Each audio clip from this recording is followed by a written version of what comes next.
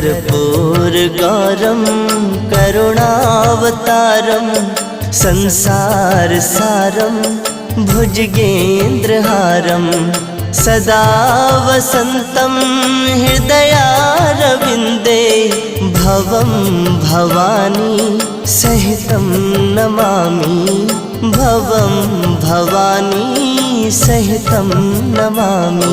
ॐ कर्पूरगौरं करुणावतारं